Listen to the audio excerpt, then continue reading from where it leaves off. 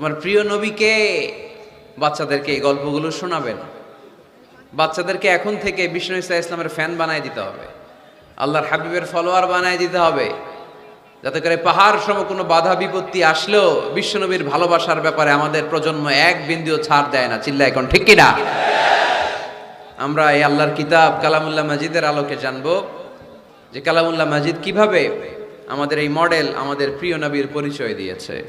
কোরআনকে যদি আমরা জিজ্ঞেস করি, কোরআন তুমি আমাদেরকে আমাদের প্রিয় নবীর পরিচয় আমাদের সামনে তুলে ধরো, দেখবেন কোরআন একের পর এক সহজভাবে আমার প্রিয় নবীর পরিচয় আমাদের সামনে তুলে ধরেছে। দেখুন কোরআন কিভাবে বিশ্বনবীর পরিচয় আমাদের সামনে তুলে ধরে। যদি জিজ্ঞেস করি কোরআন আমার নবীর পরিচয় দাও, কোরআন বলে আমার নবীর প্রথম পরিচয় হচ্ছে তিনি হচ্ছেন রাসূলুল্লাহ সাল্লাল্লাহু আলাইহি ওয়াসাল্লাম। তিনি কি? রাসূলুল্লাহ। সবাই বলেন তিনি কি? মুহাম্মাদুর রাসূলুল্লাহি ওয়াল্লাযীনা মাআহু আশিদ্দাউ আলাল কুফফারি রুহামাউ বাইনাহুম। কোরআন প্রথম যেই পরিচয়টা আমাদের সামনে তুলে ধরলেন, কোরআন বলল মুহাম্মদ সাল্লাল্লাহু আলাইহি ইসলামের প্রথম গুণ তিনি হলেন রাসূলুল্লাহ। তার সাথে যারা থাকে তারা কাফেরদের ব্যাপারে বজ্র কঠোর, মুমিনদের ব্যাপারে পুষ্প কোমল। মুহাম্মাদুর রাসূলুল্লাহ পড়েন, মুহাম্মাদুর রাসূলুল্লাহ। তাহলে কোরআন বিশ্বনবীর প্রথম পরিচয় দিল তিনি হচ্ছেন রাসূলুল্লাহ। তিনি কি?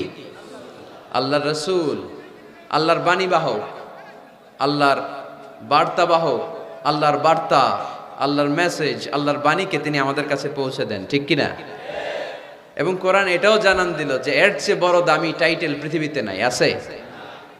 রাসূলুল্লাহর চেয়ে বড় টাইটেল আছে?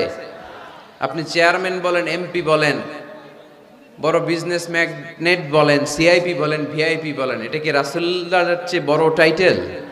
সবচেয়ে বড় টাইটেল রাসূলুল্লাহ। এর কারণ কেউ চাইলে রাসূলুল্লাহ হতে পারে না। আমরা সবাই মিলে যদি একজনের ভোট দিয়ে মাদারীপুরে আল্লাহ রাসূল বানাইতে যাই, উনি তো রাসূল হয়ে যাবে, তাই না? আমরা সবাই ভোট দিলে হবে না?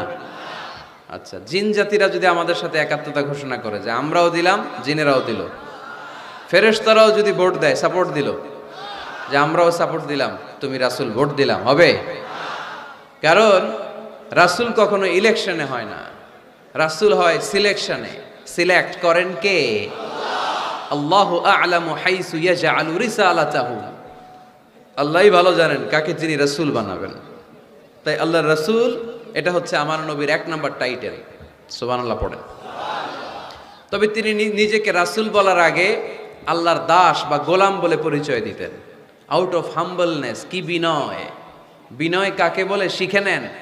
আমাদের মধ্যে এখন বিনয়ের বড্ড অভাব। রাজনৈতিক ব্যক্তিবর্গ বলেন, সামাজিক ব্যক্তিবর্গ বলেন, প্রগতিশীল বলে যারা নিজেদেরকে দাবি করে তাদের কথা বলেন, সুশীল সমাজের কথা বলেন, কিংবা আলেম সমাজের কথা বলেন, আমাদের সবচেয়ে যে অভাব এই বাংলাদেশে সেটা হচ্ছে বিনয়ের অভাব। কেউ কাউরে শ্রদ্ধা করি না। মিউচুয়াল রেসপেক্ট বলতে যে বিষয়টা, এটা নাই। একে অপরের গালাগালি, তুই ভারতপন্থী, তুই ভারতের দালাল। এখন ও গালি দেয়, তাহলে তুই পাকিস্তানপন্থী, তুই পাকিস্তানের দালাল। এখন আমার প্রশ্ন হচ্ছে, তাইলে বাংলাদেশপন্থী আর বাংলাদেশের দালাল কে? আমরা সাধারণ জনগণ বাংলাদেশের দালাল। আমরা সবাই বাংলাদেশপন্থী। চিল্লায় বলেন ঠিক কিনা? আমরা যতদিন থাকবো এই হৃদয়ে লাল সবুজের পতাকা ধারণ করে বাংলাদেশের পক্ষ নিতে চাই। সবার আগে বাংলাদেশ। সবার আগে কি? আমার বাংলাদেশ। তো এজন্য এই মিউচুয়াল রেসপেক্টটা নাই, শ্রদ্ধাবোধ নাই। আমি মাদারীপুরের এই বিশাল জনসমুদ্রের কাছে বিনয়ের সাথে এই মেসেজটুকু